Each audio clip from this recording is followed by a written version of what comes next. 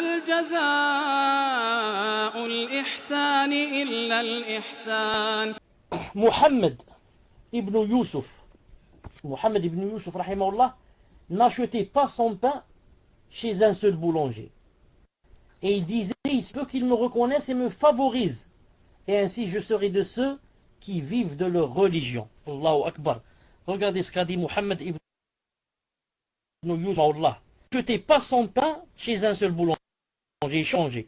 Pourquoi? Il a dit, il se peut qu'ils me reconnaissent que je suis Mohammed ibn Yusuf le savant. Alors ils me favorisent. Et ainsi je serai de ceux qui vivent de leur religion. Naam. Des fois tu veux acheter le pain, peut-être il y a la chaîne. Celui qui vend, il te reconnaît. Il dit, subhanallah, Yusuf est là. Il te donne, alors qu'il y avait des gens favorisés à cause de quoi? À cause de ta religion. Donc maintenant tu vis la dunya avec ta religion. Ta religion, au lieu de te faire entrer dans le paradis, te rapprocher d'Allah, tu as ouvert les portes ici dans la dunya. Celui-là il te favorise, celui-là il te donne, celui-là ceci, cela. Tu vis ta religion. Et beaucoup de gens, a'oudhu billah, qui ne craignent pas Allah subhanahu wa ta'ala, utilisent la religion pour des fins de ce bas monde, a'oudhu billah. A'oudhu billah. Je cite maintenant seulement par exemple, j'ai pas pensé à ça, mais ça me vient maintenant dans la tête. Vous connaissez ceux qui ont la télé. Il y a une chaîne qui s'appelle Haqiqa. Haqiqa. Quelqu'un qui, j'ai oublié comment il s'appelle, il fait toujours Amal Ruqya dans l'Akhir, et ils vont le miel, ils vont ceci, cela, dans tous les pays du monde. Donc il a, a'oudhu billah, il n'y a pas un plus grand escroc que lui. Il fait même des gens filmés comme quoi qu'ils disent qu'on a acheté, alhamdoulilah, j'étais malade, je suis guéri, ceci, cela. Dans tous les pays du monde, il a des affaires d'argent. En Algérie, il est venu seulement quelque temps, il a été emprisonné. Subhanallah al-Azim, juste des gens qui, voilà al-Hashimi, barakallahu fik, des gens qui disent Cheikh Ben Uthaymin a dit, Cheikh Ben Baz a dit, tu lis le Coran, etc.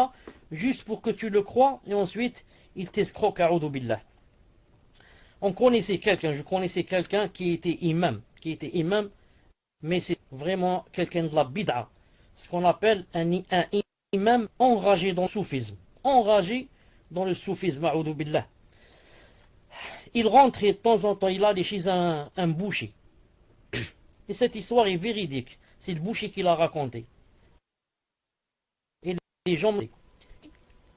Et le boucher, bien sûr, le boucher avait son père qui était mort. Et le père du boucher connaissait très bien cet imam. Ils sont de la même ville. Donc, cet imam va chez le boucher. Qu'est-ce qu'il lui dit? Il discute un peu, ensuite il lui dit, écoute, j'ai oublié de te dire. Ça fait 2 ou 3 jours, j'ai vu ton père dans le rêve. Et il n'a parlé de toi que de bien. Ensuite, il t'a dit de ne pas oublier, yani, d'avoir un bon comportement avec moi. Il m'a fait un testament, il t'a dit de ne pas yani, m'oublier, etc. Et, subhanallah, quand il lui disait comme ça coucher, à chaque fois donc qu'il le rencontre, il lui donne un morceau de viande. Il lui donne un gigot, il lui donne des côtelettes. Il lui dit, mon père m'a dit, c'est mon père qui m'a dit, il faut faire attention à ton ami X, à mon ami X. Subhanallah al-Azim, des gens qui vivent, comme j'ai dit, de la religion, a'oudhu billah, al-ashrar, a'oudhu billah. Al-Muhim, il doit y en avoir beaucoup, c'est sûr. Il doit y en avoir beaucoup, c'est sûr.